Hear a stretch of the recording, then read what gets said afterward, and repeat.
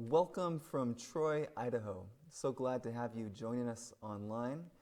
And right now we are in a series called Courageous Empathy.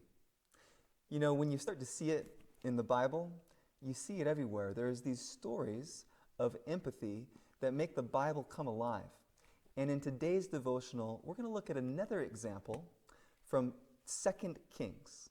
Last week, in our devotional time, we looked at a story from 2 Kings chapter 6. And just to recap this briefly, this is the story of Elisha opening up his servant's eyes.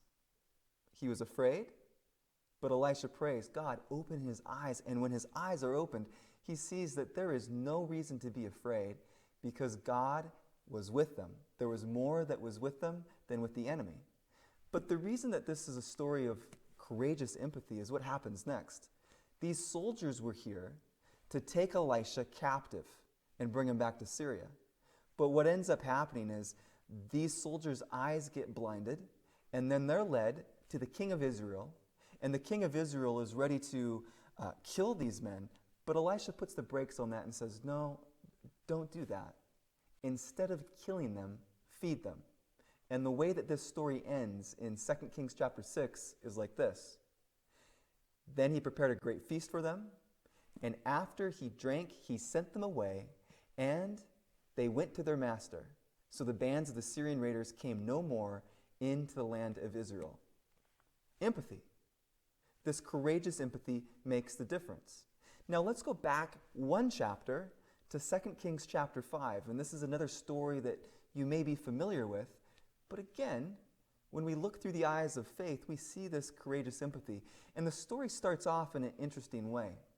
It talks about this man named Naaman, the commander of the Syrian army, and it says that the Lord gave victory to Naaman, a Syrian. Now that might not be something that you would expect if you've read the Bible through an Israel-centric lens. Typically, in these stories, it was God giving victory to Israel. But in this example, it starts off with God giving victory to Syria. What happens next is we see that there were some Israelites that were taken captive, and this includes this little girl. We don't know her name. It just says she was the maid of Naaman's wife. But Naaman had this problem.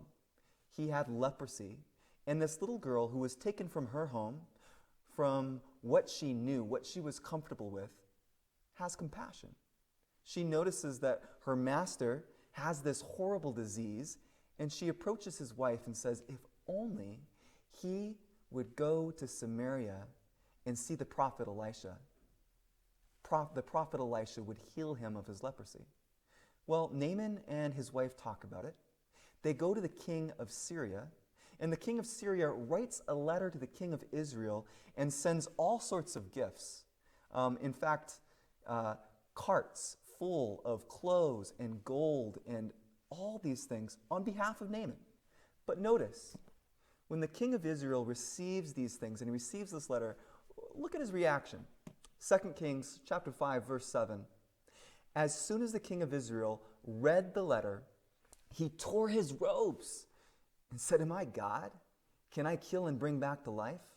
Why does this fellow send someone to me to be cured of his leprosy? See, he's trying to pick a quarrel with me.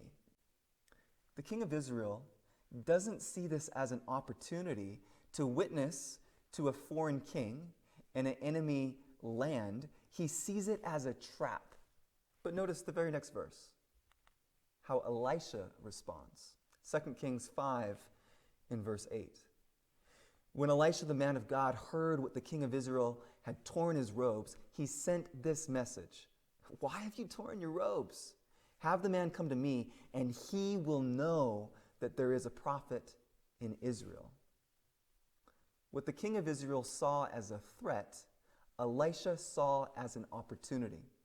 And we know how the story goes, so I will just recap this here briefly. Naaman goes to Elisha. He receives word. Here's what you need to do. You need to wash in the river Jordan 7 times. Naaman initially doesn't want to do it. He thinks that the waters, the rivers in his own land of Syria are better. But his servants say, This is a small thing. You should do it. So eventually he does. He dips 7 times, and the 7th time he comes up, and his skin is clean. But the point that I want to focus in on this story is it all started with an act of courageous empathy from a little slave girl who has compassion. And because of her compassion, Naaman begins to believe in the one true God. Courageous empathy made the difference. This week, in our sermon on Saturday, we are going to talk about one of the most courageous acts of empathy that occurred in the Vietnam War. Hugh Thompson and his crew went against the grain, and they actually turned their guns on fellow American soldiers. So tune in tomorrow at 11 a.m., and we will go over this act of courageous empathy together. But for now, we want to remind you that you can join us for Sabbath School. Adult Sabbath School starts at 8:50 a.m., and that will be followed with a children's Sabbath School at 10:05. And Lindy Littler is going to be leading that this week. And so if you'd like to join us, click the Zoom link or check your email for the instructions on how to do that. Also, I want to inform you about a very special event that's happening this evening, April 17, at 7 p.m. It is written, and John Bradshaw are looking at how to speak to this cultural moment that we find ourselves in. What does the Bible offer in regards to hope? And what does it say about prophecy for the kinds of things that we're seeing right now? And so you can watch this for free from the comfort of your own home, and you can do that by typing in hopeawakens.com and registering there. So invite your friends, and I hope you have a great weekend. And now we want to send you off with a warm welcome from the Brophy family and a special music from Joshua and Isaiah. Enjoy. Good morning from the Brophy family. We hope you all are doing well. We're all good and crazy as ever, and we're just praying for everyone and miss everybody, and we hope you have a happy Sabbath. Happy Sabbath! Happy Sabbath! 3, 2, 1.